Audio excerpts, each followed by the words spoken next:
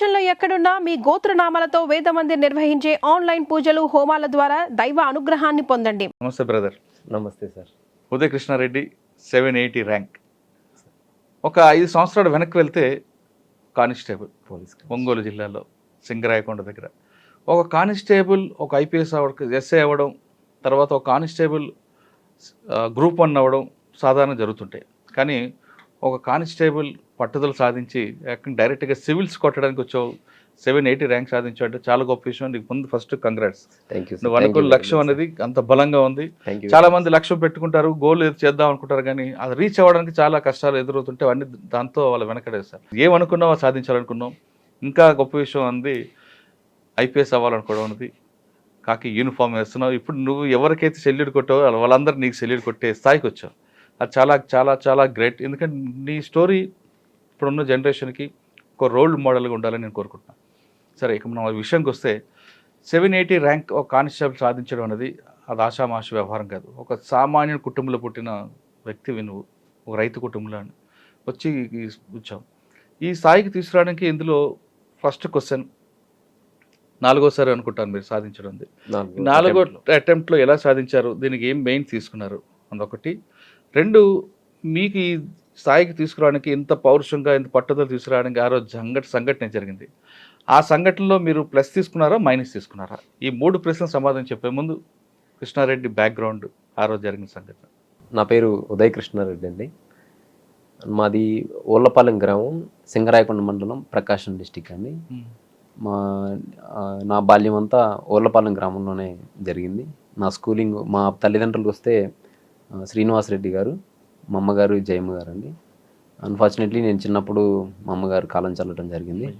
అదేవిధంగా నాకు 17 ఏళ్ళు వయసు ఉన్నప్పుడు, 17-18 సంవత్సరాల వయసు ఉన్నప్పుడు మా నాన్నగారు కాలం చల్లడం జరిగింది. సో దాని తర్వాత నేను గవర్నమెంట్ స్కూల్లోనే నా విద్యాభ్యాసం అంతా జరిగింది. అక్కడ తర్వాత జవహర్ భారతి జూనియర్ కళాశాల, జవహర్ భారతి డిగ్రీ కళాశాల కావల్లో నేను నా ఇంటర్మీడియట్ అండ్ డిగ్రీని కంప్లీట్ చేయడం జరిగింది సార్. ఇంటర్మీడియట్లో నేను మెడికల్ ల్యాబ్ టెక్నీషియన్ అనేటువంటి ఒక వొకేషనల్ కోర్స్ని తీసుకోవడం జరిగింది. దాని తర్వాత డిగ్రీలో బిఏని తీసుకోవడం జరిగింది సార్. డిగ్రీ సెకండ్ ఇయర్లో ఫైనల్ ఇయర్ స్టార్ట్ అయిన టైంలో నాకు పోలీస్ కానిస్టేబుల్ జాబ్ వచ్చింది. 2012 డిసెంబర్ 24న ట్రైనింగ్ స్టార్ట్ అయ్యి 2013లో డిపార్ట్మెంట్లో సర్వీస్లో జాయిన్ అయ్యాను. 2013 నుంచి 18 వరకు పోలీస్ కానిస్టేబుల్గా పనిచేసింది సార్. 5 సంవత్సరాలు పోలీస్ కానిస్టేబుల్గా పనిచేసిన సమయంలో ఫస్ట్ ఏ పోలీస్ స్టేషన్కి వెళ్ళారు? ఫస్ట్ మాకు ట్రైనింగ్ అయిపోయిన తర్వాత యాక్చువల్గా హెడ్ క్వార్టర్లోనే అటాచ్మెంట్ ఉంచారండి. అప్పుడు 2014 ఎలక్షన్స్ ఉండటం వల్ల Ongole head quarter. First SP అప్పుడు మీకు? అప్పుడు మాకు చిరువోలు శ్రీకాంత్ గారు ఉన్నారు. శ్రీకాంత్ గారు. తర్వాత పోస్టింగ్స్ వస్తే ఫస్ట్ పోస్టింగ్ గుడ్లూరు పోలీస్ స్టేషన్లో పోలీస్ కానిస్టేబుల్గా జాయిన్ అయ్యాను. దాని తర్వాత మ్యూచువల్ ట్రాన్స్ఫర్ తోటి నేను Ramayapatnam coastal security police station, marine police స్టేషన్లోకి వెళ్ళాను. సో అక్కడ నాకు జరిగినటువంటి ఒక అవమానకరమైనటువంటి సంఘటన నన్ను ఇంకా ఆ జాబ్ని వదిలేసేసి సివిల్స్ని సాధించాలి అని దృఢ సంకల్పానికి నన్ను పురుకొల్పింది. అంటే 5 సంవత్సరాల్లో పనిచేశారు డిపార్ట్మెంట్లో. రామాయపట్నం అనేది లాస్ట్ పోస్టింగా లేదా ముందేనా? Ramayapatnam last posting sir. Okay. ఈ 5 సంవత్సరాల్లో గుడ్లూరు తర్వాత ఎక్కడెక్కడ పనిచేశారు? First 1 year around 1 year head క్వార్టర్స్లో క్విక్ రియాక్షన్ టీంలో ఉండేము, వెయిటింగ్ పార్టీ. దాని తర్వాత గుడ్లూరులో అరౌండ్ 1 ఇయర్ చేసాము. దాని తర్వాత 3 years Ramayapatnam marine police station. Marine police station పెద్ద పని ఉంటుందండి? ఉంటుందా? యాక్చువల్గా పని లాండ్ ఆర్డర్తో పోలిస్తే రిలేటివ్లీ మెరైన్ పోలీస్ స్టేషన్లో తక్కువ ఉంటుంది సార్. పోలీస్ ఎవరైనా సముద్రంలోకి వెళ్తున్నప్పుడు మళ్ళీ కాపాడడం అవే కదా ఉంటాయి. అవును, సముద్రంలో 3 సంవత్సరాలు పనిచేస్తారు రామాయపట్నం. 3 సంవత్సరాల పైన. ఓకే. ఏం జరిగిందని సంఘటన సార్? అది నా ఉద్దేశం ఏంటంటే, గుడ్లూరులో ఉన్నప్పుడు లాండ్ ఆర్డర్లో ఉండటం వల్ల ఎక్కువ టైం దొరికేది కాదు. కొంచెం ప్రిపేర్ అవ్వడానికి కాంపిటేటివ్ ఎగ్జామ్స్కి, సివిల్ సర్వీస్కి అట్లా ప్రిపేర్ అవ్వడానికి ఎక్కువ టైం దొరికేది కాదు. సో నేను దానికోసం ఏం చేశానంటే, రామాయపట్నం మెరైన్లో పనిచేస్తున్న ఒక పోలీస్ కానిస్టేబుల్ ఉన్నారు, ఆయన్ని గుడ్లూరు వచ్చేటట్టు, నేను గుడ్లూరు నుంచి రామాయపట్నం వెళ్ళేటట్టు మ్యూచువల్ ట్రాన్స్ఫర్ని పెట్టుకోవడం జరిగింది సార్. అట్లా పెట్టుకొని నేను మ్యూచువల్ ట్రాన్స్ఫర్ మీద రామాయపట్నం వెళ్ళడం జరిగింది. అక్కడ సహజంగానే మన కొలీగ్స్లో తెలుస్తుంది కదా, మనం ప్రిపరేషన్ అవుతున్నప్పుడు అవును, గ్రూప్ 1 సెక్షన్ రాసుకుంటారు, మాట్లాడుతుంటారు. సో అట్లా యాదృచ్ఛికంగా అది నేను సివిల్స్ ప్రిపేర్ అవుతున్నాను, గ్రూప్స్ ప్రిపేర్ అవుతున్నాను అనేటువంటి ఆ విషయం ఏదైతే ఉందో నా హైవేర్ అఫీషియల్ ఒక అతనికి ఎవరు ఆయన? తెలియదు, ఇన్స్పెక్టర్ సిఐ గారు, ఎక్కడ? రామాయపట్నం. ఆయనకి తెలియటం జరిగింది. నుంచి అక్కడ అదొక ఆయన ర్యాంకరా లేదా ఆయన డైరెక్ట్? ఆయన సబ్ ఇన్స్పెక్టర్ గా రిక్రూట్ అయ్యారు, 98 బ్యాచ్ ఐ థింక్. సో పేరు ఎందుకులే సార్, ఎవరి గౌరవాన్ని అయినా మనం కాపాడాల్సిందే. సో అందుకని నేను పేరుని డిస్క్లోజ్ చేయట్లేదు. బట్ ఆ సంఘటన జరిగినప్పుడు ఒక 60 మంది కానిస్టేబుల్స్, నాతోటి కానిస్టేబుల్స్, హోమ్ గార్డ్స్, ఏఎస్ఐలు, హెడ్ కానిస్టేబుల్స్ వీళ్ళు ఉన్నారు. సో ఆ 60 మందికి ఆ వ్యక్తి తెలుసు. అంటే ఏం జరిగిందంటే అట్లా నేను ఆ సివిల్స్ ప్రిపేర్ అవుతున్నాను అనేటువంటిది అది ఆ సిఐ గారికి తెలిసినప్పుడు ఎందుకు ఆయన సమ్ పర్సనల్ గ్రడ్జ్ అనేటువంటిది ఆయనకి డెవలప్ అయింది. అయిన తర్వాత నన్ను కొద్దిగా పర్సనల్గా టార్గెట్ చేసి చేయటం అనేటువంటిది జరిగింది. అయితే దాని ముందు నుంచి కూడా కొన్ని చిన్న చిన్న చెదురుమదురు సంఘటనలో నన్ను పర్సనల్ టార్గెట్ చేయటం, నా ఎగ్జామ్స్ ఉన్నప్పుడే డ్యూటీలు వేయటం, ఇటువంటి చేయటం జరిగింది. పర్టికులర్గా ఆగస్టు 11, 2018 రోజు జరిగిన సంఘటన ఏంటంటే, నేను వస్తానికి కొంచెం ప్రతి శుక్రవారం డ్రిల్ జరుగుతుంది, నేను కొంత లేట్గా ఫ్రైడే మార్నింగ్ జరుగుతుంది. అయితే ఆ డ్రిల్కి లేట్గా వెళ్ళిన సందర్భం అది. అట్లా ఒక 10 నిమిషాలు 5 నిమిషాలు 10 నిమిషాలు లేట్గా వెళ్తే ఆయన ఉండి, సార్ గారు వస్తున్నారు, కాబోయే ఐఏఎస్ ఐపీఎస్ గారు రండి సార్, మీకు డిసిప్లిన్ నేర్పియాలి, మీరు రండి అని చెప్పి సర్కాస్టికల్గా వ్యంగ్యంగా మన ఆత్మస్థైర్యాన్ని దెబ్బతీసే విధంగా మాట్లాడటం జరిగింది. నేను వెళ్ళిన తర్వాత సార్ గారికి డిసిప్లిన్ నేర్పించాలి, మీరు సార్ గారికి మీరందరూ ఇంకా డ్రిల్ చేయొద్దు, సార్ గారికి స్పెషల్గా 1 అవర్ డ్రిల్ చేయించండి అని చెప్పి నా కోసంగా ప్రత్యేకంగా ఒక ఏఎస్ఐ గారిని పెట్టి అందరు చూస్తుండగా నన్ను డ్రిల్ చేయించడం జరిగింది సార్. ఒక్కరికి అంటే చేపిస్తున్నప్పుడు సహజంగా ఎట్లా ఉంటుందని ట్రైనింగ్లో ఈ డ్రిల్ పనిష్మెంట్స్ అనేవి ఉంటాయి. లేదంటే ఏదైనా లేట్ వచ్చి సివియర్గా ఏదన్నా చేస్తారు, కానీ సివియర్గా ఏదన్నా తప్పు చేస్తే చార్జ్ మెమోలో ఇటువంటి ఇవ్వటం జరుగుతుంది. కానీ ఇట్లా డెరగేటరీగా మనల్ని ఒక ఆత్మస్థైర్యాన్ని దెబ్బతీయాలి, ఒక వ్యక్తి యొక్క మనోభావాన్ని దెబ్బతీసే విధంగా చేయాలనేటువంటి ఇంటెన్షన్ తోటి చేయరు. సో ఈ రామాయపట్నం స్టేషన్ స్థాపించి 2012 నుంచి 8 6 years ఎప్పుడు కూడా అటువంటి ఎక్స్ట్రా డ్రిల్ చేసిన ఇది లేదు. అట్లా చేస్తూ ఉన్నప్పుడు మనం డ్రిల్ చేసేటప్పుడు ఏమవుతుందంటే, మార్చ్ ఫాస్ట్ చేసేటప్పుడు మనకి పాకెట్స్ ఉన్న ప్రెస్ బటన్స్ ఊడిపోతాయి కొన్నిసార్లు, ఊడిపోతాయి. అది యాదృచ్ఛికంగా జరుగుతుంది, మన ఇంటెన్షన్తో జరగదు. సో అది ఊడినప్పుడు అది చూసి, ఏమండే ఏఎస్ఐ గారు ఏం చేపిస్తున్నారు మీరు, అతని ప్రెస్ బటన్స్ కూడా సరిగా లేవు, అతనికి మళ్ళీ పనిష్మెంట్ ఇవ్వండి అని చెప్పి నాకు ఒక పనిష్మెంట్ మూమెంట్ చేయించడం జరిగింది. పనిష్మెంట్ రూలో మళ్ళీ పనిష్మెంట్ అనమాట, డిప్స్ తీపించడము ఇట్లా. సో దాన్ని కథం తలని అవుట్ ఉంటుంది అది చేయించడం. అంటే ఎట్లా he just treating me like ఒక రోబోట్ లాగా, లేకపోతే వీడికి ఎట్లా గుణపాఠం చెప్పాలన్నట్టు. సో అక్కడ నేను ఏంటంటే ఆ డిసిప్లైన్ మెయింటైన్ చేయడం అనేటువంటి దానికోసంగా కాదు, ఇది పర్సనల్ ఇంటెన్షన్ తోటి ఐ ఫెల్ట్ దట్ యాక్చువల్గా అది ఎవరికైనా అక్కడ ఉన్న 60 మంది సభ్యులకి అర్థమైంది. సో అది అట్లా అయింది. అయిన తర్వాత వచ్చి ఏమనుకుంటున్నావు నువ్వేది సివిల్స్ ప్రిపేర్ అవుతున్నంత మాత్రం నువ్వు సివిల్స్ కొట్టినట్టుగా ఫీల్ అయిపోతున్నావా, నువ్వు ఆఫ్టర్ ఆల్ కానిస్టేబుల్ గాడివి, గుర్తుపెట్టుకో, నీ లిమిట్స్లో నువ్వు ఉండు, ఊహల్లో తేలమాకు, నువ్వు కానిస్టేబుల్ అనేది నువ్వు రియలైజ్ అయితే నీకు ఎంత త్వరగా రిలీజ్ అంత మంచిది అని చెప్పి అన్నారు. కానీ పోలీస్ డిపార్ట్మెంట్ కానిస్టేబుల్ పిల్లర్ కదండి యాక్చువల్గా, అది ఒక ఐరన్ డిపార్ట్మెంట్ లేదు కదా. అవును, మరి అంత కసి ఎందుకు ఆయనకి? అది ఆ వ్యక్తిగతమైనటువంటి జలస్తో లేకుంటే మిగతా అంశాలతోటి అది ఇంప్రూవ్ అవడం జరిగిందండి. అంతకుముందు కూడా నాకు నెక్స్ట్ డే నాకు రాజమండ్రిలో ఒక ఎగ్జామ్ ఉంది, రైల్వే ఎగ్జాము. ఆ ఎగ్జామ్కి నేను నెక్స్ట్ మార్నింగ్ 10 o'clock వెళ్ళాలి. కానీ దాని ముందు రోజు నాకు కావాలని నా టర్న్ కానప్పటికి కూడా నాకు సెంట్రీ డ్యూటీ వేసి ఆ ఎగ్జామ్కి నేను వెళ్ళకుండా చేయాలని చేశారు.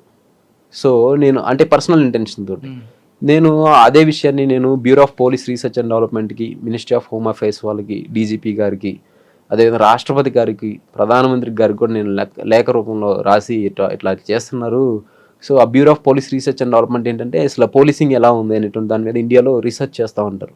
సో ఇటువంటి చెదురుమదురు సంఘటనలో ఒక వ్యక్తి అంటే మనం ఏ వ్యక్తి అయినా కెరియర్ని మేక్ చేసుకోవాలని చూస్తారు సార్.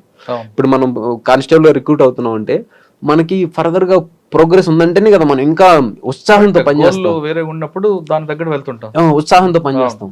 సో మనకి ఇప్పటికీ నాకు పోలీస్ డిపార్ట్మెంట్ చూస్తున్నాను, మా సీనియర్స్ కొంతమంది 20 ఏళ్ళు 21 ఏళ్ళు 22 ఏళ్ళు పనిచేసినా కానీ హెడ్ కానిస్టేబుల్ కూడా అవ్వట్లేదు. సో మనం కానిస్టేబుల్ జాబ్ చేస్తూ ఆ ప్రోగ్రెస్ మేక్ చేయాలి అనేటువంటి ఆ ఉద్దేశంతో కాంపిటేటివ్స్ ప్రిపేర్ అవుతూ ఉంటాం. సో ఇట్లా చేసి మళ్ళీ నేనేంటి నా ఖాళీ టైంలో నేను ప్రిపేర్ అవుతుంటాను. ఇంకా మీకు చెప్పాలంటే ట్రూగా చెప్పాలంటే నేను పనిచేస్తున్న పోలీస్ స్టేషన్లో ఆ రోజు ఆ పోలీస్ స్టేషన్లో కొంతమంది కొలీగ్సే స్టాఫ్సే వాళ్ళు ఆల్కహాల్ తెచ్చుకొని పైన తాగే వాళ్ళు ఉంటారు, ఆ సెల్ ఫోన్లో పేకలాట ఆడేవాళ్ళు ఉంటారు, లిటరల్ పేకాటలు తెచ్చుకొని ఆడేవాళ్ళు ఉంటారు. వాటన్నిటికి ప్రాబ్లం లేదు, కానీ నేను చదివితే మాత్రం ప్రాబ్లం. సో అది ఆ జలస్ అనేటువంటిది అంటే దేనికైనా లిమిట్ ఉంటుంది కానీ జలస్కి ఉండదు లిమిట్. ఆ రోజు ఎంతసేపు మీకు పనిష్మెంట్ ఇచ్చారు? 1 అవర్ బరాబర్ ఇచ్చారు. 1 అవర్కి 1 అవర్ బరాబర్గా చేపించి నేను ఏమనుకున్నా అంటే సర్లే ఆఫీసరు ఏదో ఫస్ట్ ఒకసారి అని ఒక 10 నిమిషాలు చేయించి సరే ఇంక నుంచి రామాక అట్లా మందలిస్తానేమో అనుకున్నా. కానీ 1 అవర్ బరాబర్ చేపించి వచ్చిన తర్వాత నువ్వు ఆఫ్టర్ ఆల్ కానిస్టేబుల్ గాడివి, నువ్వు అది ఎంత తొందరగా రిలీజ్ అయితే అంత మంచిది, నీకు తోకలు కత్తిరిస్తాను, నీ తోక పెరిగితే కత్తిరిస్తాను, ఏంటి నువ్వు నీకంటే తోపులే ర్యాంక్ కొట్టిన వాళ్ళే ప్రొబేషనరీలుగా వచ్చి సిఐల దగ్గర నేర్చుకొని ఉంటారు, నువ్వు ఏంటి అసలు అది ఇది అని చెప్పేసి అంటే డెరగేటర్గా మాట్లాడితే నాకు చాలా బాధ. దోషం కూడా చేశారు ఏమన్నా? వ్యక్తిగత దోషం చేయలేదు సార్, ఇట్లే సర్కాస్టికల్గా వ్యంగ్యంగా అని చెప్పి మాట్లాడేసరికి 60 మంది ముందు నేను ఒక్కనే అట్లా చేస్తూ 60 మంది ముందు అట్లా ఆ వ్యంగ్యంగా సార్ కాబోయే ఐపీఎస్ ఆఫీసర్ అయ్యా అట్లా వ్యంగ్యంగా మాట్లాడేసరికి అది నేను తీసుకోలేకపోయాను సార్. చాలా బాధేసింది. ఎట్లా అంటే అరే నేను యంగెస్ట్ కానిస్టేబుల్ సార్, నేను మా బ్యాచ్లో 300 చిల్లర మంది ఉంటే నేను అందరికంటే చిన్న వయసు 19 సంవత్సరాలు నాకు, నేను యంగెస్ట్ కానిస్టేబుల్. సో అట్లాంటి నాకున్న టాలెంట్స్ని, నాకున్న క్రిటికల్ స్కిల్స్ని, నాకున్నటువంటి ఇంక్విజిటివ్ పవర్స్ని వీటన్నిటిని మంచిగా ఇన్వెస్టిగేషన్స్కి వాటికి ఉపయోగించుకుంటూ నాకు కెరీర్ కూడా ప్రోగ్రెస్ చేస్తే డిపార్ట్మెంట్కి నేను ఒక మంచి అసెట్ అవుతాను. సో అట్లా చేయకుండా పర్సనల్గా ఏదో ఇది చేస్తే ఆయన ఇంకా బ్రిటిష్ పోలీసుని ఫాలో అవుతున్నారు. ఎస్ ద బ్రిటిష్ లెగసీ అనేటువంటిది అది బ్రిటిష్ వారు అంటారు చూస్తానికి రూపంలో భారతీయులను మైండ్ సెట్ లో బ్రిటిష్ వారిని మేము తయారు చేస్తామని ఆ లెగసీ ఈ రోజుకి ఉందన్నమాట. ఆ కలోనియల్ కొంతమందికి, అందరికి కాదు. అండ్ ఇంకొకటి కొంతమంది మంచి ఆఫీసర్స్ ఉన్నారు సార్. ఐపీఎస్ ప్రమోద్ కుమార్ గారు చేశారు, అప్పుడు ప్రకాశం ఎస్పీగా చేశారు. నేను ఆ మ్యూచువల్ ట్రాన్స్ఫర్ కోసం వెళ్తే అప్పుడు కందుకూరు సర్కిల్ ఇన్స్పెక్టర్ గారు ఉన్నారు. 2014లో ఒక ఆయతను ఉంటే సార్ నేను మ్యూచువల్గా పెట్టుకుంటాను సార్, నాది ఫార్వర్డ్ చేయండి సార్ అని ఒక 10 సార్లు తిరిగింది సార్. ఆయన 10 సార్లు తిరిగినప్పుడు 11 సరే పో బయటికి పో యూజ్లెస్ ఫెలో అన్నారు. ఎవరు? ఆ కందుకూరులో సిఐ అన్న తర్వాత అసలు నేనేం అడిగాను, నా మ్యూచువల్ ట్రాన్స్ఫర్ అంటే ఇక్కడున్న స్టాఫ్ అక్కడికి వెళ్తారు, అక్కడున్న స్టాఫ్ ఇక్కడికి వస్తారు. సో దీనికి కూడా వీళ్ళు అంటే నా కనీసం స్టాఫ్ గ్రీవెన్స్ని అడ్రస్ చేయడం అనేది ఒక ఎస్హెచ్ఓగా మీ బాధ్యత. సో అట్లా చేయాలని చెప్పి చేయకుండా నేను ఇంకేం చేశాను అంటే సరే ఏదైతే అది అవుతుంది, మహా అయితే ఎస్పీ గారు ఏం చేస్తారు తిడతారు, లేకపోతే ఒక మెమో రాపిస్తారు త్రూ ప్రాపర్ ఛానల్ రాలేదని చెప్పి ధైర్యం చేసి వెళ్ళిపోయాను సార్. అసలు మీరు నమ్మరు సార్, ప్రమోద్ కుమార్ సార్ గారు ఎంత జనరాసిటీ తోటి, ఎంత సెన్సిటివ్గా, మ్యాగ్నానిమిటీ తోటి ఏంది బాబు ఇట్రా అన్నారు. సార్ ఇట్లా చదువుకుంటాను సార్, నాకు ఖాళీ టైం అక్కడ రామాయపట్నంలో అయితే షిఫ్ట్స్ అట్లా ఉంటాయి, కొద్ది టైం సేవ్ అవుతుంది, ప్లస్ మా నాయనమ్మ గారు ఉన్నారు, మా పేరెంట్స్ ఇద్దరు ఎక్స్పైర్ అయి ఉన్నారు, ఆమెతో పాటు కొద్దిగా టైం ఆమె కూడా మంచిగా చూసుకో ఉంటుందంటే ఇదంతా పని ఇట్రా అని చెప్పి అట్లా సంథింగ్ చేసి సీసీకి వెంటనే కొట్టేసేయండి అవుతుంది 10 minutesలో నాకు రిపోర్ట్ చేయండి అన్నారు. అసలు నేను ఆ నుంచి తీసుకొని ఒంగోలు నుంచి గుడ్లూరు వెళ్ళే లోపల నా వచ్చేసిందండి ట్రాన్స్ఫర్. సో అంటే అక్కడ అదే కందుకూరు సర్కిల్ ఇన్స్పెక్టర్ గారు పోరా యూజ్లెస్ ఫెలో బయటికి ఎన్నిసార్లు చెప్పాలి నీకు అన్న దానికి అదే ఒక ఐపీఎస్ హోదాలో ఉన్న వ్యక్తి ఎంత మ్యాగ్నానిమిటీ తోటి, ఎంత జనరసిటీ తోటి with pen stroke just 2 minutes దాన్ని సాల్వ్ చేసి నేను దానికోసం 2 monthsగా తిరుగుతున్నా. అదే చెప్తున్నా, ప్లస్ ఉంటారు మైనస్ ఉంటారు. ఇంకోటి శివకుమార్ గారు అని ఆయన సబ్ ఇన్స్పెక్టర్, ఆయన కింద నేను అదే రామాయపట్నంలో చేశాను. అసలు ఆయన అంటే నాకు అన్నయ్యలు లేరు, ఆయన నాకు అన్నయ్య లెక్క. ఆయన నువ్వు ఇదో ఇట్లా ఇల్లు ఇది తీసుకో, ఇగో నీకు ఇట్లా తప్పదబ్బా, ఇది డిపార్ట్మెంట్లో ఇట్లా అవమానం చేస్తుంటారు, ఏం కాదులే నేను రిజైన్ చేస్తా. ఆ రోజు ఏమైందంటే అట్లా ఆయన డెరోగేటరీగా చేసిన తర్వాత అదే రోజు నేను వెళ్ళి సార్ ఇట్లా రిజిగ్నేషన్ చేస్తున్నాను, ఎవరికి సీఏకి చెప్పారా? ఇచ్చేసా, లెటర్ రాసి ఇస్తే ఆయన ఏంటి బెదిరిస్తున్నావు అన్నాడు. బెదిరించట్లేదు sir, I took it mindful decision అన్నాడు. దాని తర్వాత కామ్గా అయిపోయారు, అది ఆడబడేసి కామ్గా ఉన్నారు.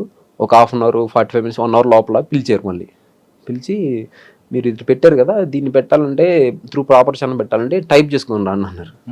టైప్ చేసుకొని డిటిపి ఫార్మాట్లో తెమ్మన్నారు. నేను రాసి ఇచ్చాను. సో ఆయన ఇంకా నేను దాన్ని డిటిపి చేయించుకొని వెంటనే తీసుకొచ్చా. ఆయన షాక్ అయ్యారు, ఏంది ఇతను నిజంగానే చేస్తున్నట్టున్నాడు అన్నట్టు. ఇంకా సరే అది దగ్గర పెట్టుకున్నాను. మీరు నమ్మరు సార్, నేను అది ఆ రోజు ఇచ్చేసేసి నేను ఇంకా మళ్ళీ పక్క స్టేషన్లో లీవ్ తీసుకున్నాను. పోలీసులు అటు తీసుకోవచ్చు లీవ్స్, అటు లీవ్ తీసుకొని నేను ఇంకా దాన్ని తీసుకొని వెళ్ళిపోయాను. నా సరెండర్స్ అన్ని సబ్మిట్ చేసుకుని ఎస్పీ గారి దగ్గరికి తీసుకుపోయి, ఇప్పుడు సాంబశివరావు గారు వాళ్ళు. ఎవరండి ఎస్పీ అప్పుడు ఎస్పీ సత్య బాబు గారు, వెంటనే ఎగ్జాక్ట్ గుర్తులేదు సార్, బాబు గారు అనుకుంటున్నా. ఇంకా అట్లా తీసుకొని నేను అది ఇచ్చేసి వెళ్ళిపోయిన తర్వాత మీరు నమ్మరు, నా రిజిగ్నేషన్ లెటర్ని ఫార్వర్డ్ చేయకుండా స్టేషన్లోనే అట్లే పెట్టి, నేను కోచింగ్కి వెళ్ళిపోయాను, నేను ప్రిపరేషన్కి అట్లే పెట్టి నాకు 1 year జీడీలో జనరల్ డైరీలో ఆబ్సెంట్ అని ఎంట్రీ పెట్టి 21 రోజులు అయిన తర్వాత డెజర్టర్ అంటే ఉద్యోగం చేయకుండా పారిపోయిన సైనికుడు అనే డెజర్టర్ రిపోర్ట్ కొట్టి ఒక టీంని నా మీద నిఘా పెట్టి, నేను ఎప్పుడు ఇంటికి వస్తానా, ఎక్కడ ఢిల్లీలో ఉన్నానా, ఎక్కడున్నానో కనిపించి నేను ఆ డెజర్టర్ అయ్యాడని చెప్పి నాకు నోటీస్ సర్వ్ చేయించారు sir. Is it appropriate behaviour sir ఒక ఆఫీసర్గా ఉన్నప్పుడు? మీరు లీవ్ పెట్టారు కదా? అవును సార్. ఎస్పీ గారు కలిశారు కదా, అప్పుడు మరి కలవలేదా, చెప్పలేదా? అప్పుడు ఆ కమ్యూనికేషన్ లీవ్స్ అవి ఉన్నాయి సార్. అంటే అప్పుడున్న ఎస్పీ గారికి నేను రిజైన్ చేస్తాను విషయం చెప్పారా? నేను చెప్పలేదు sir. Through proper channel resignation అనేది త్రూ ప్రాపర్ ఛానల్. అంటే నేను మెరైన్కి వెళ్ళటం అనేది డెప్యుటేషన్ కిందకి వస్తుంది. సో అదేంటంటే వైజాగ్ హెడ్ క్వార్టర్కి వెళ్తుంది. హెడ్ క్వార్టర్ నుంచి మళ్ళీ మన యూనిట్ ఆఫీసర్ దగ్గరికి వస్తుంది సార్. వైజాగ్లో ఆఫీసర్కి అడగలేదా మీకు ఎందుకు రిజైన్ చేస్తాను అడగలేదు ఆయన? అడగలేదు సార్, ఎవరు ఆయన పంపించలేదు కదా సార్. 1 year అప్స్టాండింగ్ చూపిస్తున్నారు. సో ఏ ఆఫీసర్ అయినా ఉంటుంది, ఎవరైతున్నా అని అడిగితే ఇట్లా డ్యూటీ వదిలేసి వెళ్ళిపోయారు సార్, ఒక టీంని పెట్టాను, ఇతను వస్తే తీసుకొస్తాను.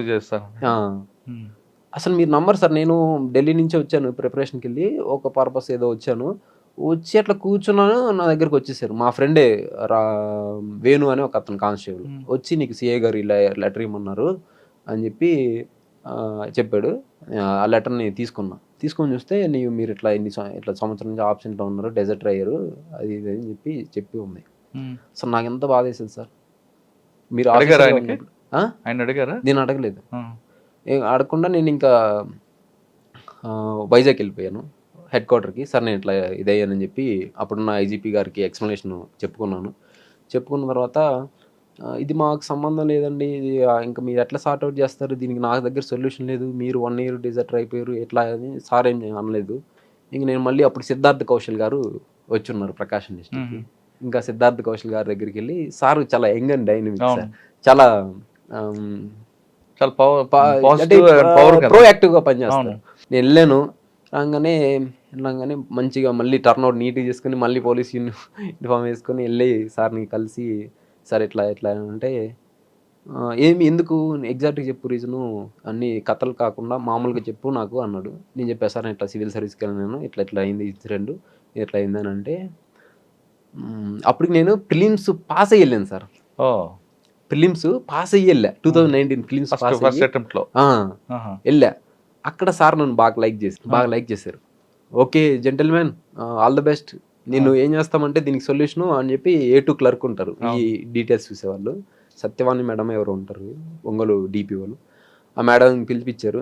ఇతన్ని ఎట్లా సొల్యూషన్ చేయొచ్చు ఆలోచించండి, ఇతన్ని ఇబ్బంది పెట్టద్దు అని చెప్పారు.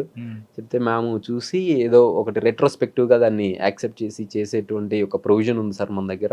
ఆ ప్రొవిజన్ ప్రకారం ఇతన్ని మనం అతని ఏ డేట్లో అయితే రిజిగ్నేషన్ ఇచ్చారో దాన్ని డీమ్డ్ టు బీ టేకెన్ అని కింద దాన్ని తీసుకొని చేయొచ్చు అని చెప్పేసి అట్లా నన్ను రిజిగ్నేషన్ని ఆ డేట్ ప్రేయర్ డేట్ నుంచి యాక్సెప్ట్ చేసి అదే రోజు రిలీవింగ్ ఆర్డర్స్ ఇచ్చి అదే రోజు LP centre last pay certificate ఇచ్చేసి లీవ్స్ అన్ని సెటిల్ చేసేసి మొత్తం నన్ను అప్పటికప్పుడు రిలీవ్ చేసేసారు. ఏమన్నారు? ఆల్ ది బెస్ట్ అని చెప్పారు సార్. అప్పుడు ఈ ఆఫీసర్ మీద యాక్షన్ తీసుకోలేదా? ఇంకా అప్పటికి ఆయన మారిపోయి ఉన్నారు సార్. అప్పటికి ఆయన నేను వెళ్ళే టయానికి ఆయన మనకి నోటీస్ సర్వ్ చేశారు. నేను ఇది సివిల్స్ ప్రిలిమ్స్ రిజల్ట్స్ వచ్చిన తర్వాత వెళ్ళాను. అప్పటికి ఆయన మారిపోయినట్టున్నారు సార్. ఇక్కడ మీరు రిజైన్ చేశారు. ఫైనాన్షియల్ బ్యాక్గ్రౌండ్ తీసుకుంటే మీకు అంతంత మాత్రం నాన్న అమ్మ లేరు, నానమ్మ మీద మేనమావలు చిన్నాన్నలు వాళ్ళతోనే మీరు ఆ సపోర్ట్ ఉంది కదా. జాబ్ ఉండేది అప్పట్లో 40,000 ఎంతో జాబ్ ఉండేది. రిజైన్ చేసిన తర్వాత మీరు ఢిల్లీ వెళ్ళి చదువుకోవడానికి ఆ ఫైనాన్షియల్ ఇష్యూస్ ఏమైనా వచ్చాయి? అప్పుడు ఫైనాన్షియల్ ఇష్యూస్ వచ్చాయి సార్. నేను నా సేవింగ్స్ని నేను ప్రాపర్గా మెయింటైన్ చేసుకున్నాను. తర్వాత మా మామయ్య గారు కోటిరెడ్డి గారు ఉన్నారు, ఆయన నాకు సపోర్ట్ చేశారు. అదేవిధంగా ఇంకోటి చెప్పాలంటే యాక్చువల్గా నేను జాబ్ రిజైన్ చేసింది ఆల్మోస్ట్ నా రిజల్ట్స్ వచ్చే వరకు అయితే మా నాయనమ్మకి తెలియదు నేను హైదరాబాద్లో చేస్తున్నాను అని చెప్పి. ఎందుకంటే ఆమె చాలా బాధపడతారు, ఏడుస్తారు. ఆమెకి ఏంటంటే హైదరాబాద్లో చేస్తున్నాను ఉద్యోగం, హైదరాబాద్లో చేస్తున్నాను అని చెప్పేది. నేను జాబ్ రిజైన్ చేసిన తర్వాత అది వచ్చి డైరెక్ట్ మా మామయ్య గారికి చెప్పాను. ఎవరు మీరా? నేను ఇంటికి వెళ్ళాను ఆ రోజు ఈవినింగ్. జాబ్ రిజైన్ చేసాను అన్న. ఏమైంది అన్నాడు. ఇన్సిడెంట్ చెప్పలేదు. నేను నాకు సివిల్స్ ప్రిపేర్ అవ్వాలని ఉంది, నువ్వు నాకు సపోర్ట్ చేస్తావా చేయవా అని ఇట్లా డిమాండింగ్ అడిగాను. ఇంకంతేనా నీ నిర్ణయం అన్నారు. అంతేనని చెప్పా. సరే నువ్వు నీకు ఎట్లా సపోర్ట్ ఏం చేయాలంటే నా దగ్గర ఎక్స్ అమౌంట్ ఉంది, నేను వెళ్తున్నాను వెంచరింగ్, ఇంకంతే నేను వెళ్తాను, ఇంకేదైనా ఉంటే నీకు కాల్ చేస్తా అంటే సరే నువ్వు వెళ్ళు నీ ఇష్టం అని చెప్పారు. కానీ ఐ సక్సెస్ఫుల్లీ దాన్ని మా మామయ్య గారి దగ్గర ఒక 1 year వరకు నేను అవసరం లేకుండానే నేను ఢిల్లీలో స్పెండ్ చేశాను. తర్వాత మళ్ళీ అక్కడి నుంచి హైదరాబాద్ వచ్చాను. ఇంకా అక్కడి నుంచి మా మామయ్య గారు he took care of everything. తర్వాత మళ్ళీ మీకు చెప్పాను కదా సార్, మాకు శివకుమార్ సార్ గారు ఎస్ఐ, ఈయన ఈజ్ లైక్ బ్రదర్, ఎస్ఐ కూడా కాదు. తర్వాత మా ఫ్రెండ్ ఉన్నాడు యోగి అని, తర్వాత రాజేష్, సునీల్, ఇట్లా సహకారంతో ఉద్యోగం రిజైన్ చేశారు. ఢిల్లీ వెళ్ళాలి, అక్కడే ఉండి చదువుకోవాలి అనే ఆలోచనలకు వచ్చింది. ఎక్కడ మీరు అకామిడేషన్ తీసుకున్నారు? రెండోది మీరు ఏం మెయిన్స్ తీసుకొని వెళ్ళారు అక్కడికి?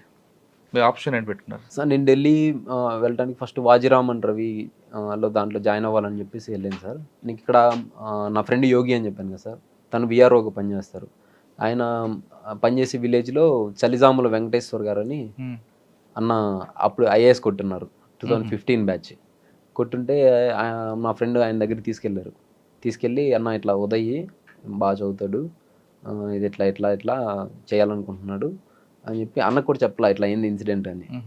సివిల్స్ సాధించాలనుకుంటున్నాడు, గట్టి అంబిషన్. అయితే అన్న ఏమేమి చదివావు, ఏంది సిలబస్ ఏంటంటే మొత్తం చెప్పాను నేను. సిలబస్ ఇది, ఈ బుక్స్ చదివాను.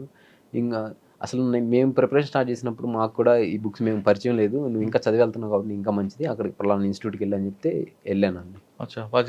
వాజీరామ్ అంటారు, అక్కడికి వెళ్ళి అక్కడ జాయిన్ అయితే అక్కడ నాకేంటంటే ఆల్రెడీ నేను చదివినయే చెప్తున్నారు.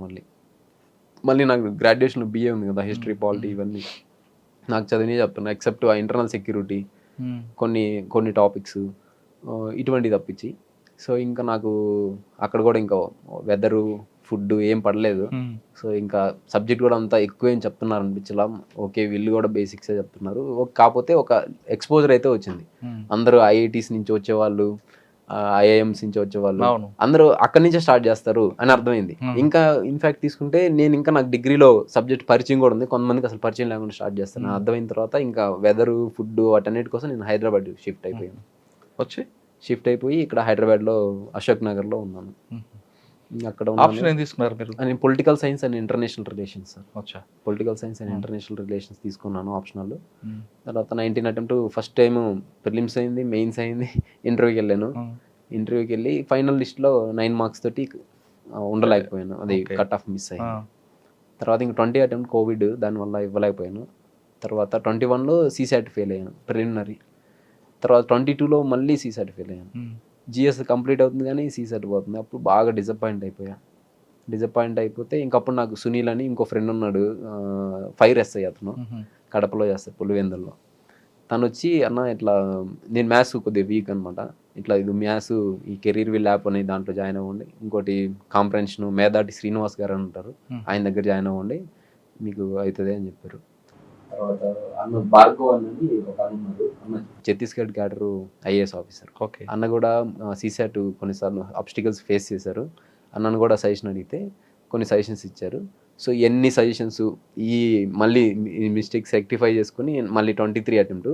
ఇంకా ఏంటంటే 23 అన్ని సంవత్సరాల్లో కల్లా 2013 నుంచి 23 పేపర్ ఇంకా డిఫికల్ట్ పేపర్ సీసాట్. సో ఆ డిఫికల్ట్ పేపర్ని కూడా నేను సక్సెస్ఫుల్గా కంప్లీట్ చేయగలిగాను. తర్వాత మెయిన్స్ ఇంటర్వ్యూ 780 ర్యాంక్. సార్ దాదాపు ఇప్పుడు 4 సంవత్సరాలు కష్టపడ్డారు సార్. 4 సంవత్సరాలు నాన్నమ్మకి మీరు మాత్రం హైదరాబాద్ ఉద్యోగం చెప్పారు. మా నాన్నమ్మ ఎప్పుడు రేపు ఉద్యోగం చేస్తున్నా కదా పెళ్లి చేస్తాను అనలేదు? అసలు మీకు చెప్పని విషయం ఏంటంటే నేను ఢిల్లీ వెళ్తా అన్నప్పుడు నువ్వు ఢిల్లీ వెళ్తే నేను ఊరేసుకొని చనిపోతాను అన్నది. ఎందుకంటే ఆ పెళ్లి చేసుకో, నువ్వు ఏదో పిల్లలు ఇప్పుడు మీ నాన్నగారు మీ అమ్మగారు లేరు, ఏదో ఒక ఉద్యోగం వచ్చింది, పెళ్లి చేసుకుంటే నాకు వయసు అయిపోతుంది, సుఖంగా చూస్తాను అది ఇది అని చెప్పి. నాకు కానీ నా యాంబిషన్ వేరు కదా. సో సరే నేను వెళ్తానంటే లేదు సస్యం మీరా ఉంది, ఇంకా నేను ఊరేసుకొని చచ్చిపోతాను బెదిరించింది. నేను పక్కన చాందాన్ని తీసుకో అయినా నేను లేదు అని చెప్పి వెళ్ళిపోయా. వెళ్ళిన తర్వాత ఇంకా తర్వాత వచ్చి హైదరాబాద్లో ఉన్నా, హైదరాబాద్కి ట్రాన్స్ఫర్ అయింది, అడైతే చదువుకోవడానికి కొంచెం టైం ఉంటుంది అట్లా ఇట్లా అని చెప్పా. కానీ ఒక రోజు వచ్చింది మెడికల్ టెస్ట్లకి వాటికి, వచ్చి రూమ్ అంతా చూసింది, ఎరా పోలీస్ గుడ్డలు లేవు ఏమి అన్నది. పోలీస్ గుడ్డలు లేవా అంటే ఆమె తెలియదు అట్లా లే ఇది పోలీస్ అంటే అప్పుడప్పుడు ఆడ రామాయపట్నంలో మఫ్టీలో వెళ్తాం కదా డ్యూటీకి, ఈ మఫ్టీలో చేసే ఉద్యోగంలే అన్న. ఈడు దొంగోట్లాగా ఉన్నాడు రీడు అన్ని చెప్పని దాచి పెడతాను అట్లా అన్నది. సరే ఇంక తర్వాత మా తమ్ముడు ఉంటాడు, ఆమెకి మా తమ్ముడికి ఏదన్నా వాదన జరిగినప్పుడు నీకు వచ్చింది చెప్పేదా అన్నయ్య రిజైన్ చేసి వెళ్ళి రాజీనామా పెట్టి వెళ్ళే అంటాడు. అప్పుడు ఆమె భయపడి నాకు ఫోన్ చేసింది. సో నేను చేయలేదులేవే, నీకు ఎందుకు భయపడమాక అది ఇది అని చెప్పి భరోసా చెప్పాల్సి వచ్చేది. సరే 4 సంవత్సరాల్లో నాన్నమ్మ ఒకవైపు పెళ్లి చేసుకుని ఒత్తిడి చేస్తారు, ఫైనాన్షియల్గా కొంతమంది సపోర్ట్ చేసిన డిసప్పాయింట్ అవ్వలేదు ఎప్పుడు కూడా, ఎందుకంటే మీ ఛాలెంజ్ మీ గోల్ మీ అంబిషన్ వేరు. అవును సార్. ఒక్కొక్కసారి ఫస్ట్ అటెంప్ట్లో వెళ్ళడం, లాస్ట్ మూమెంట్లో 9 మార్కులతో కట్ ఆఫ్తో రావడం, ఇవన్నీ వస్తున్నప్పుడు ఎందుకురా ఇక్కడ ఆగిపోదాం ఉందా, లేదు ఖచ్చితంగా మన గోల్ రీచ్ అవ్వాలి, నా సంకల్ప బలానికి రీచ్ అవ్వాలి అని అనుకున్నారా? ఏ సివిల్ సర్వీస్ ఆస్పిరెంట్ అయినా ఎక్సెప్ట్ ఫస్ట్ అటెంప్ట్లో కొట్టిన కొంతమంది కొన్నిసార్లు ఫస్ట్ అటెంప్ట్ వాళ్ళకి కూడా సెల్ఫ్ డౌట్ వస్తుంది. ఈ సెల్ఫ్ డౌట్ రావటం, డిసప్పాయింట్ అవటం ఇది కామన్ సార్. నేను కూడా ఫస్ట్ అటెంప్ట్లో ఇంటర్వ్యూకి వెళ్ళినప్పుడు ఫైనల్ సెలెక్షన్ రానప్పుడు నాకు డిసప్పాయింట్ రాలా. ఓకే మనం we made progress, police constable నుంచి యూపీఎస్సీ భవన్ ఆ మెట్లు తొక్కామంటేనే సంథింగ్ ఇస్ దేర్, మన దగ్గర పొటెన్షియల్ ఉంది. సో ఈ మిస్టేక్స్ రెక్టిఫై చేస్తే నెక్స్ట్ అటెంప్ట్ కొట్టేస్తామన్న ధైర్యం వచ్చింది. కానీ 21లో నేను 1 year గ్యాప్ తీసుకుని కోవిడ్ వల్ల గ్యాప్ తీసుకున్నప్పుడు కూడా నేను 1 markతో సీసాట్ ఫెయిల్ అయ్యా. అప్పుడు కొంచెం భయం వేసింది, అరే ఏంటిది అని చెప్పి. తర్వాత 22లో ఇంకా పేపర్ డిఫికల్ట్గా వచ్చి ఇంకా ఎక్కువ మార్క్స్ మార్జిన్ తోటి నేను సీసాట్లో ఫెయిల్ అయ్యా. అప్పుడు బాగా భయం వేసింది, డిప్రెషన్ వచ్చింది. అసలు ఏం చేస్తే అవుతుంది ఇది, ఏం చేయాలి, ఇంకా కొన్ని క్వశ్చన్స్ అసలు వాళ్ళు 2 hours కాదు నాకు 20 hours ఇచ్చినా చేయలేను, అంత డిఫికల్ట్గా ఉన్నాయి కొన్ని క్వశ్చన్స్. సో ఇంకా అప్పుడు బాగా డిసప్పాయింట్ అయిపోయాను. దెన్ నాకు ఒక ఒక ఒక అంతకుముందు నేను నాస్తికుడిగా ఉండేది, కానీ నాకు స్పిరిచువాలిటీ పరిచయం అయింది స్పిరిచువాలిటీ. ఎందుకనంటే ఒక కర్మ సిద్ధాంతం అంటారు కదా, ఒక కర్మ ఒక వ్యక్తి ఒక రకమైన కర్మ చేశాడు, కొంత డౌన్ ద లైన్ ఒక 2 years తీస్తే అదే వ్యక్తికి అదే చోట అదే రకమైన కర్మ మళ్ళీ సర్వ్ అయింది. నేను రిలీజ్ అయ్యా తర్వాత నాకు కూడా కొన్ని ఇన్సిడెంట్స్ అలా అయ్యాయి. నేను ఒక కర్మ సిద్ధాంతాన్ని నమ్మటం అనేటువంటిది అప్పుడు ఎక్స్ప్లోరేషన్ స్టార్ట్ అయింది. దాని తర్వాత కొద్దిగా స్పిరిచువాలిటీ అనేది స్టార్ట్ అయింది సార్. స్పిరిచువాలిటీ తోటి నేను ఆ స్ట్రెస్ని వీటిని అధిగమించాను. మెడిటేషన్, స్పిరిచువాలిటీ ప్లస్ కన్సిస్టెంట్గా మా ఫ్రెండ్స్ ఎవరు నమ్మినా నమ్మకపోయినా మా ఫ్రెండ్స్ ఉన్నారని చెప్పారు కదా, సునీలు, యోగి, తర్వాత శివకుమార్ సారు, సో ఇట్లా రాజేష్, వీళ్ళు మా మావయ్య గారు, వీళ్ళు ఎవరు నమ్మినా నమ్మకపోయినా నువ్వు సివిల్ సాధిస్తావని వీళ్ళు మాత్రం నమ్ముతారు. నేను ఫెయిల్యూర్ అయిన ప్రతిసారి వీళ్ళు ఖచ్చితంగా ఫోన్ చేస్తారు, చేసిన తర్వాత ఎందుకు అయింది ఏం అడగరు, నువ్వు ఖచ్చితంగా సాధిస్తావు ముందు వెనకంతే, నువ్వు పని నువ్వు చేసుకోవాలి. ఒక నాస్తికుడు ఆంజనేయ స్వామి భక్తుగా మారడానికి ఇదే కారణం అంటే సార్, ఆంజనేయ స్వామి భక్తి ఇప్పుడు నేను బిలీఫ్ అనేది ఏంటిది, మామూలు రిలీజను ఒక వ్యక్తికి ఇది ఎట్లా ఉంటుంది ఇది ఎట్లా ఉంటుంది ఒక ఐడియాలజీని ఇంపోజ్ చేస్తే ఒక బిలీఫ్గా మారుతుంది. కానీ ఇక్కడ నేను ఆంజనేయ స్వామి ప్రజెన్స్ని ఫీల్ అయ్యా, రైట్. ప్రజెన్స్ని ఫీల్ అయ్యా. అది ఆ ప్రజెన్స్ అనేటువంటిది అనిర్వచనీయమైనటువంటి భావన అనమాట. సో దాన్ని మీకు చెప్పను, మీకు అంటే చెప్తే నమ్మరు. నా రిజల్ట్స్ రావడానికి 11 రోజుల ముందు నుంచి నేను నాకు ఎప్పుడు వస్తాయో తెలియదు, కానీ నేను హనుమాన్ కార్యసిద్ధి హోమం చేయాలి, ఒక 11 రోజులు ఉపాసన చేయాలనుకున్నా. హనుమాన్ చాలీసా రోజుకి 11 సార్లు పొద్దున్నే 3:45కి బ్రహ్మముహూర్తం లేచి ఉపాసన చేశా.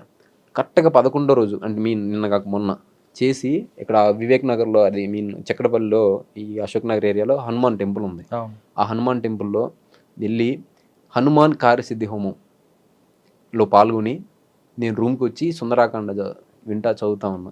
రిజల్ట్స్ వచ్చాయి, 780 ర్యాంక్ వచ్చింది. ఇంకొకటి మీరు అంటే ఎట్లా ఈ కోరిలేషన్ ఏంటి నాకు తెలియదు. రిజల్ట్స్ 12 వస్తాయా, 15 వస్తాయా, 16 వస్తాయో తెలియదు, కానీ నేను ఒక 11 రోజులు చేయాలి అనుకున్నా. ఎందుకనంటే కొద్ది నెగిటివ్ ఫీలింగ్స్ వస్తూ ఉన్నాయి, రాకపోతే ఏంటి పరిస్థితి, ఫైనల్ లిస్ట్లో ఈసారి కూడా లేకపోతే పరిస్థితి ఏంటి, మీరు ఒక కెరియర్ని వదిలేసాం. ప్లస్ నేను 2016 నోటిఫికేషన్లో సబ్ ఇన్స్పెక్టర్కి స్టేట్ 77th ర్యాంక్ వచ్చింది నాకు. మా జోన్లో 17వ ర్యాంక్ వచ్చింది, కానీ కొన్ని అన్ఫార్చునేట్ కండిషన్స్ వల్ల నేను దాని సర్వీస్లోకి ఉండలేకపోయాను. సో అటువంటి వాటిని కూడా నేను వదిలిపెట్టేసుకొని దాన్ని కూడా ఇంకా ఎస్ఐ ఇటువంటి వాటికి రాయకుండా వచ్చేసాను. So time, energy, resources, age అన్నిటిని ఇన్వెస్ట్ చేసేసాను. ఇప్పుడు అవ్వకపోతే పరిస్థితి ఏంటి. ప్లస్ ఛాలెంజ్ చేసి వచ్చా, ఒక మనిషిని ఇట్లా ఛాలెంజ్ చేసి వచ్చా. అప్పటికి నా ఫస్ట్ టైం ఇంటర్వ్యూకి వెళ్ళినప్పుడు ఒక అతను రామకృష్ణ అని నాకు కొలీగ్ ఉండే, ఆయనకి ఈ సిఐ గారు ఫోన్ చేసి పలానా ఇట్లా వెళ్ళాడంట, ఏంది అది అని. సో ఆ ఫెయిల్యూర్ వాళ్ళకి ఒక రకమైన రాక్షసానందాన్ని ఇచ్చి ఉంటుంది. సో అది కూడా అరే మనం ఓడిపోతామా ఇంకింతేనా. ఇంకొకటి మహేంద్ర అన్న అని ఒక అన్న ఉన్నారు.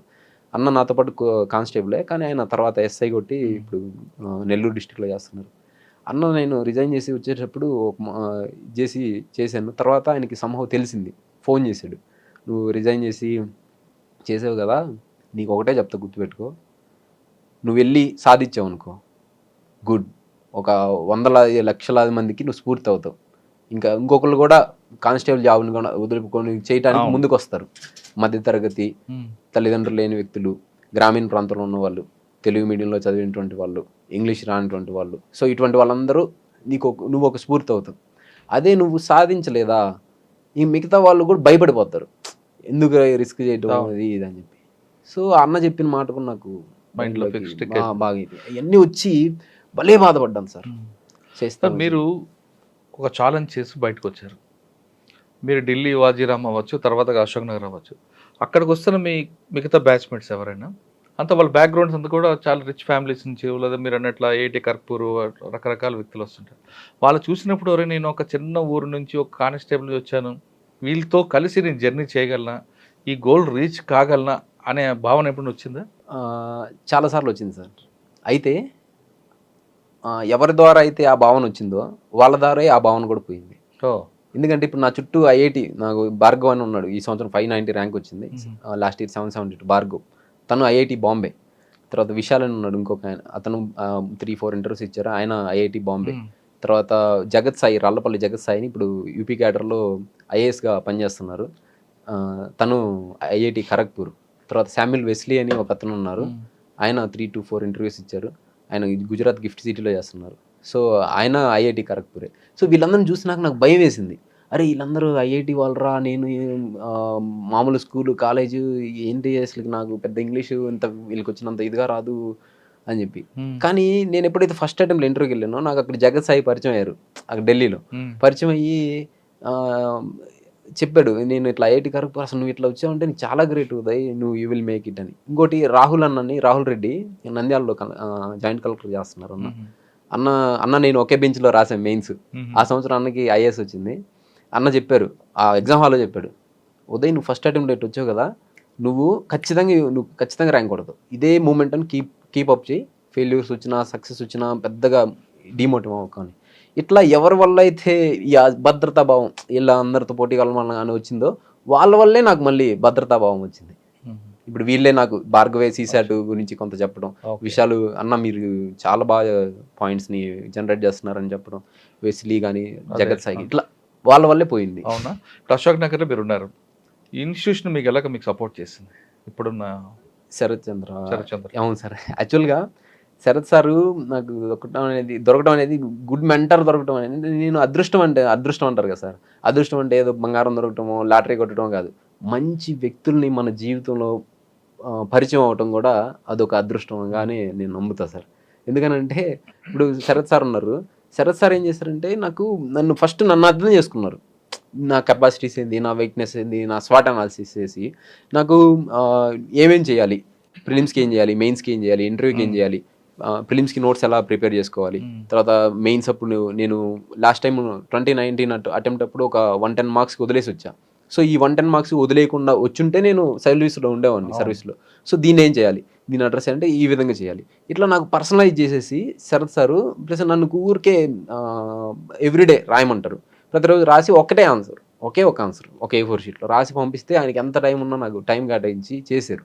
ఇంకా ఒక పాయింట్ ఆఫ్ టైంలో నేను ప్రిపరేషన్ అంటే సార్ నేను డూమేట్ వెళ్ళిపోతున్నాను, నాకు వేరే ఎగ్జామ్స్ కూడా చూస్తాను, ఇది అల్లా అయ్యేటట్టు కాదన్నట్టుంటే, సరే నీకు ఒక క్వశ్చన్ పేపర్ ఇస్తాను, ఆ క్వశ్చన్ పేపర్లో క్వశ్చన్స్ రాసేసి నాకు ఇచ్చేసి వెళ్ళిపో అన్నాడు.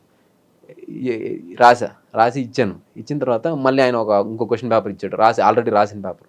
ఈ రెండు చూడు, దేంట్లో ఎక్కువ పాయింట్స్ ఉన్నాయి, దేంట్లో ఎక్కువ రాసి ఉన్నాయి చూస్తే ఆల్రెడీ అది ఒక సర్వింగ్ చేస్తున్న సెలెక్ట్ అయిన IPS ఆఫీసర్ పేపర్ అనమాట.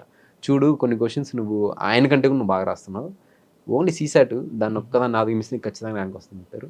ఆయన మాట సర్వ్ చేశారు. నాకు ప్రతి చోట ప్రిలిమ్స్, మెయిన్స్, ఇంటర్వ్యూ అన్ని స్టేజ్లో హెల్ప్ చేశారు. మీరు పోలీస్ కానిస్టేబుల్ చేస్తున్న సమయంలో కానీ తర్వాత కానీ మీరు ఎందుకంటే పోలీస్ డిపార్ట్మెంట్ రిలేషన్ ఉన్నారు కదా, ఎప్పుడైనా క్రైమ్ డైరీస్ ఇంటర్వ్యూస్ మీలో ఒక చర్చకు వచ్చింది ఎప్పుడైనా?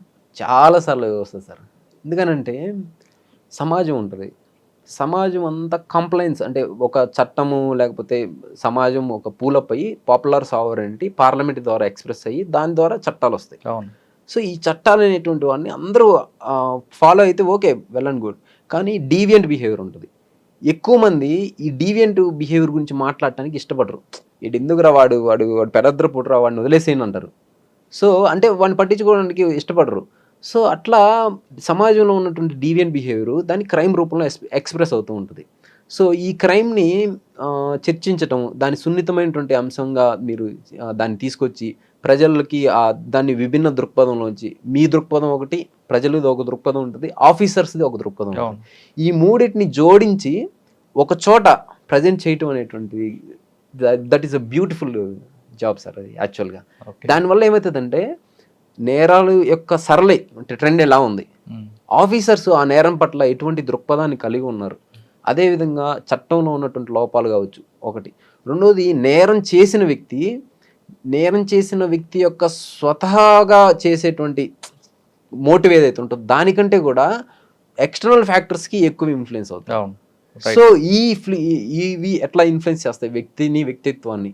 సో దానివల్ల ఆ వ్యక్తి యొక్క జీవితం, ఆ వ్యక్తి యొక్క కుటుంబం, ఆ వ్యక్తి యొక్క గౌరవం అనేటువంటి ఎట్లా ఇంపాక్ట్, ఇన్ని అంశాలు మీ క్రైమ్ డైరీ ఇంటర్వ్యూస్ ద్వారా తెలుసుకోవచ్చు సార్.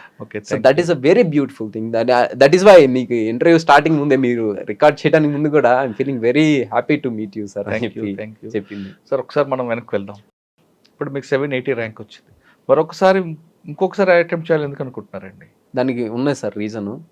మీరు నాకు కూడా అడిగారు పోలీసు మీరు IPS అయితే ఇంకా బాగుంటుంది అని. అంటే ఇంకో చెప్పండి, మీరు ఇప్పుడు ఒకవేళ ఇంటర్వ్యూలో సెలెక్ట్ అయిన తర్వాత ఆప్షన్లో మీకు IAS IPS వచ్చింది అనుకోండి, దేని మీరు ప్రయారిటీ ఇస్తారు? సార్ నేను IASకే ప్రిఫరెన్స్ ఇస్తాను సార్. ఓకే. వై? బికాజ్ నాకు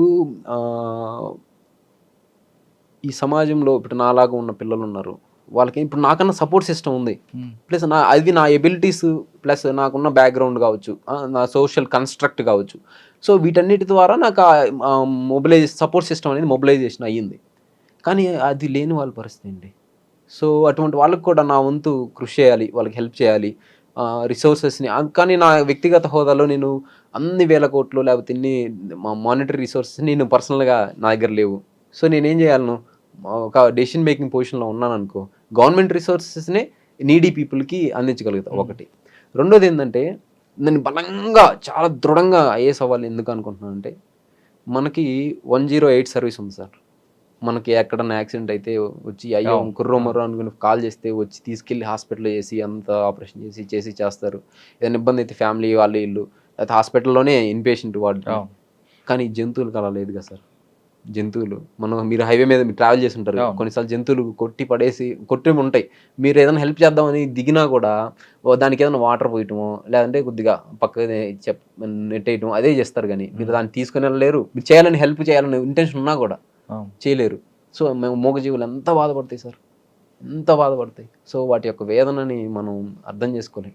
సో అవి చెప్పలేవు కూడా. సో వాటికి కూడా నేను 109 సర్వీస్ అనేటువంటిది తీసుకురావాలి. దానికోసంగా నేను ఒక ఐఏఎస్ ఆఫీసర్గా ఉంటే పాలసీ మేకింగ్లో కావచ్చు, సజెషన్స్. ఇప్పుడు మీరు అన్నారు ఒరిస్సా సీఎం గారికి ఒక సజెషన్ ఇచ్చారు, కేఎన్ కుమార్ గారు అస్సాం మేఘాలయలో డెసిషన్ మేకింగ్ పొజిషన్లో ఉన్నారు. అటువంటి పొజిషన్లో ఉన్నప్పుడు నేను ఖచ్చితంగా సీఎంస్కి కానీ ప్రజాప్రతినిధికి కానీ చెప్పి ప్రతి జీవిలో దేవుడు ఉన్నాడు, ప్రతి జీవి ప్రాణం మనిషి ప్రాణం అంత ముఖ్యమైనది కాబట్టి 109 సర్వీస్ మనం తీసుకొస్తే వాటి ప్రాణకోటికి కూడా మనం హెల్ప్ చేసినట్టు ఆ పుణ్యం ఉంటుందని చెప్పి అటువంటి వాటిని ఇంట్రడ్యూస్ చేయాలి. అట్లా ఐకానిక్ ప్రాజెక్ట్స్ నా మైండ్లో కొన్ని ఉన్నాయి సార్. ఆ ప్రాజెక్ట్స్ కొన్ని ఉన్నాయి మైండ్లో. అంటే మీ ప్రాజెక్ట్స్ ఉన్నాయి, మీరంతా కూడా పేద ప్రజల కోసం, మూగజీవుల కోసం మంచి ఆలోచన ఉన్నారు. కానీ మీరు చేసిన పాలసీని ఇంప్లిమెంట్ అవ్వాలంటే అక్కడ పొలిటీషియన్ సపోర్ట్ ఉండాలి. ఎస్, పార్లమెంట్ అవ్వచ్చు, అసెంబ్లీ అవ్వచ్చు. అక్కడికి వచ్చేసరికి మీ పాలసీకి ఎగ్నిస్ట్గా ఎక్కువ మంది ఉంటారు.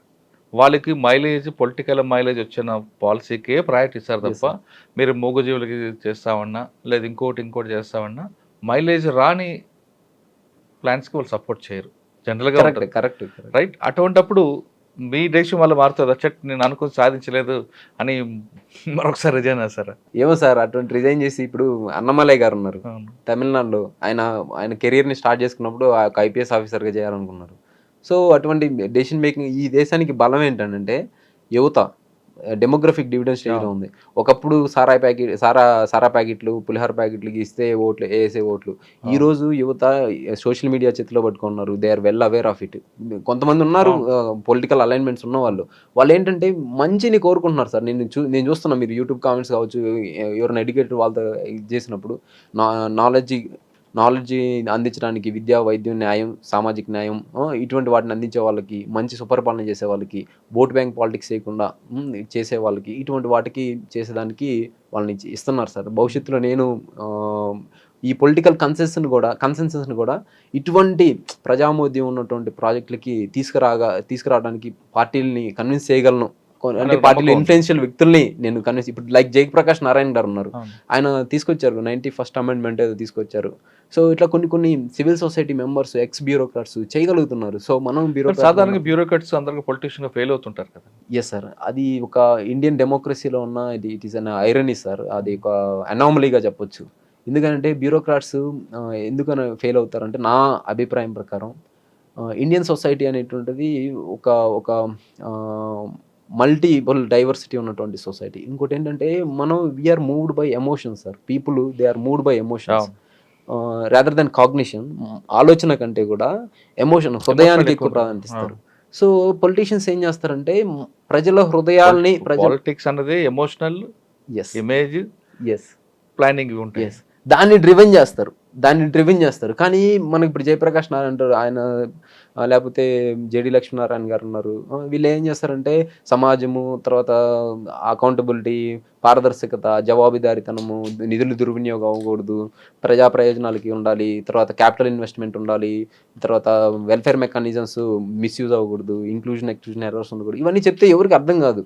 అదే నువ్వు రాగానే తర్వాత నువ్వు వాళ్ళని ఎమోషన్స్ని రెచ్చగొట్టే విధంగా, లేకుంటే సమ్హౌ పీపుల్ని మానసికంగా గెలుచుకునే సంవత్సరాల తర్వాత అది చూపిస్తా అంటే చేసే విధంగా చేయొచ్చు. కానీ వాట్ ఐ బిలీవ్ ఈస్ ఫ్యూచర్లో the society is getting transformed in a rapid manner. 4th industrial revolution, robotics, cybernetics and the brain chips ఇటువంటి అన్నీ వచ్చినప్పుడు పీపుల్ యొక్క కాగ్నిషన్కి ఇంపార్టెంట్ పెరుగుతుంది సార్. ఇప్పుడు మనకి ఫుడ్, బెడ్ వీటి వరకు ప్రాధాన్యత, తర్వాత మారింది సిచ్యువేషన్, విద్యా వైద్యానికి మనుషుల ఆయుర ప్రమాణం పెరిగింది. సో భవిష్యత్తులో ఏంటంటే మనిషి కాగ్నిషన్కి ఇప్పుడు artificial intelligence, what is artificial intelligence sir? Cognition. So ఆలోచన శక్తిని చేసుకోవడం, దాన్ని క్రియేటివిటీ, అదే సొంతగా సృష్టించి సృజనాత్మకతను చేయటం అనేటువంటిది. సో ఈ ఆలోచన శక్తికి ప్రాధాన్యత పెరుగుతుంది. సో భవిష్యత్తులో కూడా ఈ ఆలోచన శక్తికి ప్రాధాన్యత అనేటువంటిది పెరుగుతుంది. మీరు ఆలోచన మంచిదే, కానీ యూనిఫామ్ సర్వీస్కి ఎక్కువ ప్రయారిటీ ఉంటుంది కదా, జనంలో కూడా ఎక్కువగా లైక్ చేస్తారు కదా. ఒక ఐపీఎస్ ఆఫీసర్ వేరు, ఐఏఎస్ ఆఫీసర్ చూస్తే ఐఏఎస్ ఆఫీసర్కి ఎక్కువ పవర్ ఉంటుంది, ఫస్ట్ క్లాస్ మేజిస్ట్రేట్ అని తెలుసు. కానీ జనంకి వచ్చేసరికి యూనిఫామ్ సర్వీస్లో ఒక ఐఏపీఎస్ జరుగున్న క్రేజ్ అనేది వేరేగా ఉంటుంది. Yes sir, I agree with your point of view sir. Uniform సర్వీస్కి ఉన్నటువంటి క్రేజ్ ఎందుకనంటే that is police is the direct manifestation of power sir, direct manifestation of power. ఇక్కడ ఐఏఎస్ దగ్గర కూడా డిస్ట్రిక్ట్ మ్యాజిస్ట్రేట్ దగ్గర కూడా పవర్ ఉంటుంది, కానీ ఆయన డైరెక్ట్ మేనిఫెస్టేషన్ చేయరు, ప్రజలని డైరెక్ట్ ఇంపాక్ట్ చేయరు, ఆయన ఇండైరెక్ట్ గా ఇంపాక్ట్ చేస్తుంటారు. ఇప్పుడు మనకు రేషన్ ఉంటుంది, పేదవాడు రోజు అన్నం తింటాడు, అది మన కలెక్టర్ గారి ద్వారా అది ఆ ప్రోగ్రామ్ అమలు అవుతుందని తెలియదు పేదవాళ్ళకి, మెజారిటీ పేదవాళ్ళు.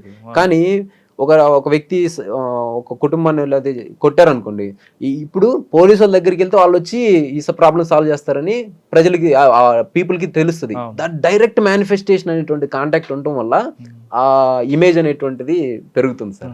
సో ఐ బిలీవ్ ఫ్యూచర్లో కూడా పీపుల్ కాగ్నిషన్, చెప్పాను కదా, కాగ్నిషన్ ఇంపార్టెన్స్ పెరిగినప్పుడు, ఇటువంటి ప్రజల ఆలోచన శక్తి పెరిగినప్పుడు, ఓకేనా, అది అన్నారంటే ఒక ఆమె అంటారు పొలిటికల్ థింకర్, ఆమె అంటారు ప్రజల ఆలోచన శక్తి పెరగాలి, వాళ్ళు సివిక్ రిపబ్లికనిజంలోకి రావాలి, వాళ్ళు పాలిటిక్స్లో ఆలోచన చేయాలి, పాలిటిక్స్లో కూడా వివేచన చేయాలంటారు. సో అది పెరిగినప్పుడు ఖచ్చితంగా బ్యూరోక్రసీ. ఇప్పుడు మీరు 780లో ఐపీఎస్ తీసుకుంటారా? 780లో ఐపీఎస్ వస్తే ఖచ్చితంగా ఐపీఎస్ తీసుకుంటాను సార్. బట్ నేను మళ్ళీ బెటర్ అటెంప్ట్, నాకు ఇంకా అటెంప్ట్స్ ఉన్నాయి, నేను ఖచ్చితంగా మళ్ళీ. ఒకవేళ ఐపీఎస్ తీసుకున్నారనుకోండి, మీకు ఏపీ క్యాడర్ వచ్చింది అనుకుందాం, ఓకే, ఏపీ క్యాడర్లో మరి మీకు అవమానపరిచిన ఆఫీసర్ ఎదురయ్యారు అనుకోండి, అప్పుడు ఏం చేస్తారండి? నన్ను అవమానించినటువంటి ఆఫీసర్ ఎదురైన సందర్భంలో మామూలుగా చాలా కామన్గా వచ్చేటువంటి ఆలోచన, మీరు ఏం టెన్షన్ అడిగారు నాకు తెలుసు, ప్రతీకారమా లేకపోతే ఆ రివెంజ్ ఉంటుందా అన్నటువంటిది. సో నా ఉద్దేశంలో ఏంటంటే సార్, రివెంజ్, నా ఉద్దేశం అది కాదు, ప్రతీకారం తీర్చుకుంటారని కాదు. ఆ వ్యక్తి మీకు ఒక విధంగా హెల్ప్ చేశాడని నేను అంట, అంటే మీరు ఆ రోజు అవమానపరిచారు, దానికి ఎవరు కాదనరు, కానీ అవమానపరచడం పీక్ స్టేజ్కి వచ్చింది కాబట్టి మీలో ఒక కసి బయలుదేరింది. ఆ కసి వల్ల మీరు ఆ రేంజ్లో ఖచ్చితంగా వెళ్ళాలని వచ్చారు. ఒకవేళ ఆ సంఘటన జరగలేదు అనుకుంటే మీరు రొటీన్గానే ఎఫర్ట్స్ పెడతా ఉండేది, అది వెళ్తుంటారు, కానిస్టేబుల్ నుంచి లేదు మహా అయితే ఎస్ఐ అవుతారు, లేదంటే గ్రూప్ 1 రాస్తారు. అయితే నేను ఆ విధంగా భావిస్తారా, లేదు ఆయనకు ఒకసారి నేను చూడాలి అంటారా? నేనేమంటానంటే, హెల్ప్ చేయాలన్నప్పుడు మనం యాక్షను, దాని అనుకున్నటువంటి ఇంటెన్షన్ రెండింటిని చూడాలి. యాక్షన్ ఇంటెన్షన్ రెండు హెల్ప్ చేయాలనేటువంటి ఇంటెన్షన్తో ఉన్నాయనుకోండి, సో అప్పుడు అది హెల్ప్ అవుతుంది. అట్లా కాకుండా ఇంటెన్షన్ వేరే, యాక్షన్ యొక్క రిజల్ట్స్ వేరే. ఇప్పుడు ఆయన చేసిన యాక్షన్ వల్ల నేను సివిల్ సర్వీస్కి వచ్చాను, బట్ ఆయన ఇంటెన్షన్ ఏంటంటే ఆ రోజు నన్ను హర్ట్ చేయటము, నన్ను డెరోగేటరీగా చేయటం అనేటువంటి నా ఆత్మస్థైర్యం దెబ్బ. సో ఇక్కడ ఈ సింక్రనైజేషన్ లేదు కాబట్టి it was an accident. Are you getting my point? It was an accident. The accident that has turned my thought process and my course of action in my career. Correct. So I accident. So ఇప్పుడు మీరు ఎప్పుడైనా మీకు ఒక చోట ఒక స్పాట్లో accident అయింది అనుకోండి, ఆ స్పాట్కి వెళ్ళినప్పుడు జాగ్రత్తగా ఉంటారా, మైండ్ఫుల్గా ఆలోచన చేస్తారా, ఓకే ఇది ఒక చేదనుభవం అనుకుంటారా లేదా? సో నేను కూడా అలాగే ఇది ఒక చేదనుభవం అనుకుంటాను. అదేవిధంగా ఆఫీసర్ మీద నాకు ఎటువంటి రివెంజ్ కానీ ఉండదు, ఎందుకంటే నేను చెప్పాను కదా, I believe in the philosophy of కర్మ. రివెంజ్ చేసుకుంటే మీ హోదాను తగ్గించినట్లు అవుతారు. ఇది చెప్తున్నాను కదా, గాంధీజీ గారు ఏమంటారు, బలహీనులే రివెంజ్ తీర్చుకోవాలంటారు, బలవంతులు క్షమించి వదిలేస్తారు అనేటువంటి. విజ్ఞతకు వదిలేస్తే ఒకటి. రెండోది ఏంటంటే విజ్ఞత కూడా కాదు సార్, విజ్ఞతకు వదలను నేను, కర్మ సిద్ధాంతానికి వదిలేస్తాను. మనం చేసిన కర్మ సిద్ధాంతాన్ని మీరు గతంలో చేస్తుంటారు, మీకు ఎవరికి అవమానపరుచుంటారో అది మీకు ప్రతిఫలం అందిపోయింది అనుకుందాం, ఓకే రైట్. ఒకవేళ మీరు ఐపీఎస్ ఆఫీసర్ అయ్యారు, కానిస్టేబుల్ నుండి మీరు చూశారు, కానిస్టేబుల్కి అరే తురే అని పిలవడం, పేర్లు పెట్టి పిలవకుండా నెంబర్ పెట్టి పిలవడం, అంటే కానిస్టేబుల్ అంటే వాళ్ళ దృష్టిలో ఒక చిన్న స్థాయి, ఒక ఆఫ్టర్ ఆల్ కానిస్టేబుల్ అని మీకు ఒక ఆయన అన్నారు అంటున్నారు కదా, అటువంటి వర్డ్స్ మాట్లాడతారా? లేదు ఆ కష్టం నష్టం, ఆ గౌరవం, వాళ్ళకున్న మానసిక శోభ, వాళ్ళకు ఒక ఆత్మగౌరవం ఉంటుందని గుర్తించి వాళ్ళు కూడా, అంటే ర్యాంక్ అనేది డిఫరెంట్, లెవెల్ అనేది ఒక వేరేగా ఉంటుంది, కానీ వాళ్ళు కూడా సమానంగా గుర్తిస్తారు మీరు? సార్ యాక్చువల్గా ఇప్పుడు పోలీసింగ్ విధానం అనేటువంటిది చేంజ్ అవుతూ ఉంది. మనం ఇంకా బ్రిటిషర్స్ ఆ లెగసీ, ఆ మూలాలు కొన్ని అనేటువంటివి ఉన్నాయి. పోలీసింగ్ అనేటువంటిది 90%, ఐ మీన్ 85% లోయర్ ర్యాంక్ పీపుల్తోనే అది మీరు అన్నట్టు police constable basic pillar. So వాళ్ళని మనం ఇంకా ఉత్సాహపరిచి వాళ్ళ దగ్గర ఉన్నటువంటి టాలెంట్స్ని బయటికి తీసి చేయాలంటే, ఇప్పుడు ఒక కన్స్ట్రైన్డ్ సిచ్యువేషన్లో ఒక ఫ్లవర్ బ్లూమ్ అవ్వదు, అదే ఒక ఒక స్వేచ్ఛాపరమైన వాతావరణంలో వాళ్ళకు ఉన్నటువంటి ఎబిలిటీస్ రియలైజ్ అవ్వాలంటే ఫ్లవర్ అనేది బ్లూమ్ అవుతుంది. రైట్. అట్లా ఇప్పుడు ఏముందంటే నా అబ్జర్వేషన్లో ఈ ఆఫీసర్ హైయర్ అఫీషియల్స్ మీకు ఇంకొక విషయం, డైరెక్ట్ ఐపీఎస్ రిక్రూట్స్ ఉన్నారా అయిన వాళ్ళు RR. సో ఆ ఆఫీసర్స్ చాలా ఎంపతితో ఉంటారు సార్, చాలా మంచి ఆలోచనతో ఉంటారు, గుడ్ గవర్నెన్స్ ఇవ్వాలి ఉంటారు. కానీ ఈ లోయర్ లెవెల్ పీపుల్ ఉంటారు, వాళ్ళు కూడా వీళ్ళు చెప్పింది చేయడానికి రెడీగా ఉంటారు. కానీ ఈ మధ్యలో ఉంటారు చూసారు, ఎస్ఐ, సబ్ ఇన్స్పెక్టర్, డిఎస్పీ, ఈ ర్యాంక్లో అంటే ప్రమోటీస్ వీళ్ళు ఉన్నటువంటి వాళ్ళు, ఇక్కడ ప్రాబ్లం వస్తుంది సార్. వీళ్ళు ఏంటంటే అటు హైర్ ఇది కాదు, ఈ డెసిషన్ మేకింగ్ పొజిషన్లో వీళ్ళు ఎగ్జిక్యూషన్ చేసి ఉంటారు. వీళ్ళు ఏం చేస్తారంటే మిస్ట్రీట్మెంట్ చేస్తారు సార్.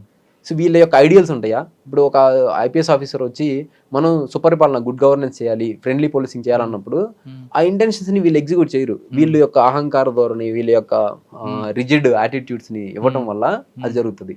సో నేనేం చేస్తానంటే ఈ ఆఫీసర్స్ నాకు అన్ని లెవెల్లో తెలుసు కదా, కొత్తగా వచ్చిన ఐపీఎస్ ఆఫీసర్కి పోలీస్ కానిస్టేబుల్ లెవెల్ తెలియదు. సో నేను ఆ గ్యాప్ని అడ్రస్ చేస్తా, ఆ గ్యాప్ని అడ్రస్ చేసి ఇంక్లూజివిటీని తీసుకొస్తా డెసిషన్ మేకింగ్. ఈ రోజుకి పోలీస్ స్టేషన్స్లో జరుగుతున్న విధానం ఏంటంటే సార్, ఒక సబ్ ఇన్స్పెక్టర్ ముందు పోలీస్ కానిస్టేబుల్స్ కానీ హోంగార్డ్స్ కానీ కనీసం కూర్చోడానికి లేదు. అదే మీరు ఒక ఎంఆర్ఓ ఆఫీస్కి వెళ్ళండి, ఎంఆర్ఓ ఆఫీస్లో ఏదైనా డిస్కషన్ జరుగుతున్నప్పుడు ఎంఆర్ఓ గారు ఎదురు కూర్చొని అందరు స్టాఫ్ని కూర్చోబెట్టి వీడియో కాన్ఫరెన్స్ మీటింగో పెట్టడం జరుగుతుంది. సో అటువంటి బేసిక్ అది ఇవ్వాలి.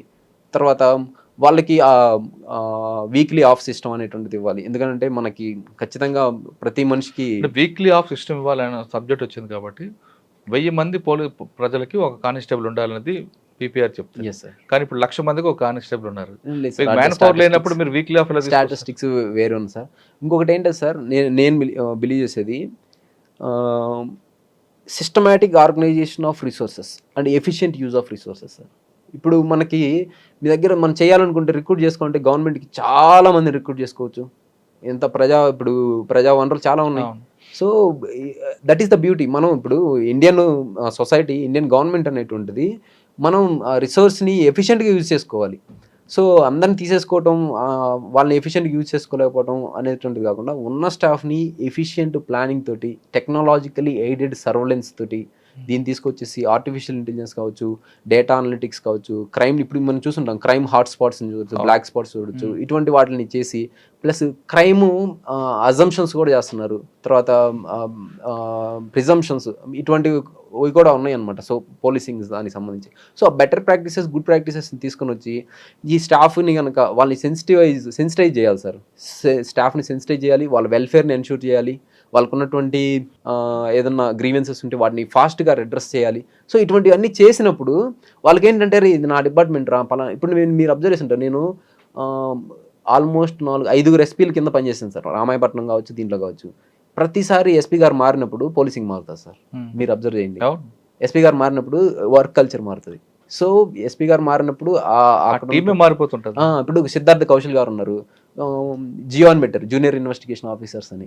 తర్వాత హెడ్ కానిస్టేబుల్స్ వీక్లీ లంచ్ అనేటువంటిది పెట్టారు. అది ఎంత బ్యూటిఫుల్ ఇనిషియేటివ్ సార్. ఒకప్పుడు నేను అసలు మీట్ అవ్వేదానికి లేదు.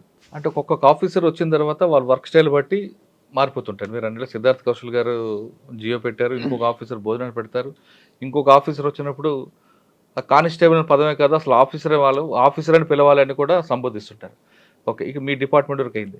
ఇంకా ప్రజల దగ్గరకు వచ్చారనుకుంటే, ప్రజలకి కానిస్టేబుల్ పోయి అరే తురే అని పిలిచే కాలం నుంచి బూతులు మాట్లాడే కాలం నుంచి ఈ కాలంకి వచ్చాం.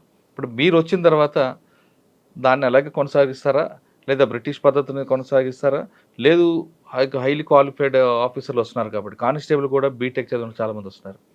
ప్రజలకి రెస్పెక్ట్ ఇవ్వడం, వాళ్ళ బాధలతో వస్తే వాళ్ళ పట్ల ఎలాగ మాట్లాడాలని చెప్తారు సార్? ఇది అంటే మీకు ఒక మైండ్ సెట్ ఉంది. సో నాకున్న థాట్ని నేను ఎక్స్ప్రెస్ చేస్తాను సార్.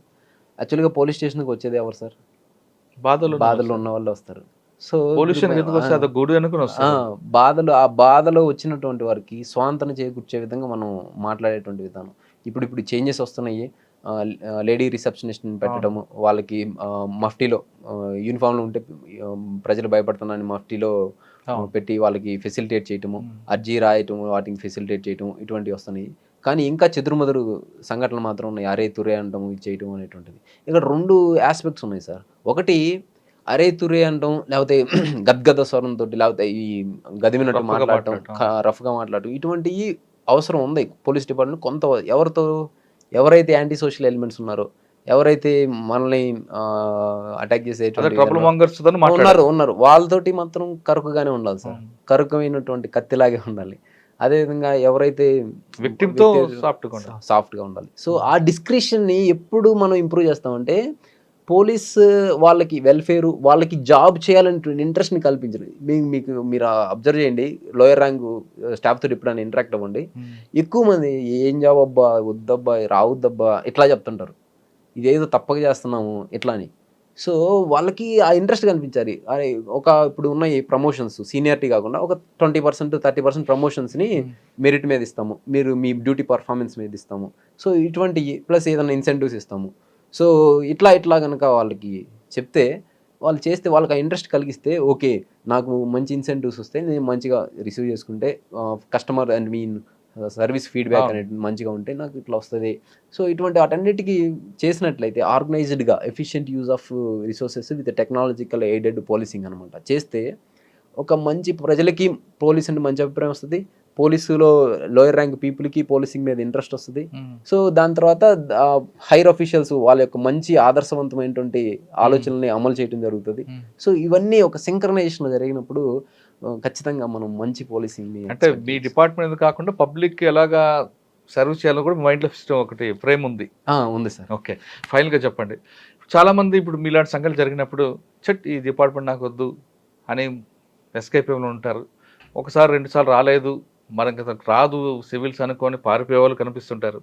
అటువంటి యాటిట్యూడ్ ఉన్న వాళ్ళకి, లేదు సివిల్ సాధించాలి ఖచ్చితంగా కేంద్ర స్థాయి నుంచి వచ్చాం, కాన్వెంట్లో చదువుకోలేదు అనే వాళ్ళకి మీరు చెప్పే మెసేజ్ సార్? నేను చెప్పే మెసేజ్ ఏంటంటే, ఏదైనా ఒక లక్ష్యం కానీ ఒక పని కానీ చేసినప్పుడు మనసా వాచ కర్మ అంటారు కదా, సో అంతటి కమిట్మెంట్ మీరు మెయింటైన్ చేయాలి ఒకటి. రెండోది ఏంటంటే, కష్టాలు ఇవన్నీ అనేటువంటిది, కష్టాలని కాళ్ళ కింద తొక్కి విజయం అనే జెండాని పైకెత్తి చూసేయి, కష్టం అనేటువంటి కత్తిని దూసేయి, అపజయాలనేటువంటి వాటిని అడ్డగించి నరికేయి, సో కీర్తిని విజయాన్ని నువ్వు సాధించేసేయి అనేటువంటి ఇట్లాంటి ఏవైతే ఉంటాయో, సో మనం అంతటి మనసావాచ కర్మ డెడికేషన్ ఉండాలి, ఒక దృఢమైన సంకల్పం ఉండాలి సార్. మీరు అన్నారు ఎందుకు ఆస్తికుడు హనుమంతుడిగా మారానంటే, మీరు సుందరాకాండ పారాయణం కనుక చదవటం కనుక చేస్తే దాని హనుమంతుడిని టెస్ట్ చేయడానికో లేకపోతే చేయడానికో రకరకాల ఫోర్సెస్ డీవియేషన్ చేస్తుంటాయి.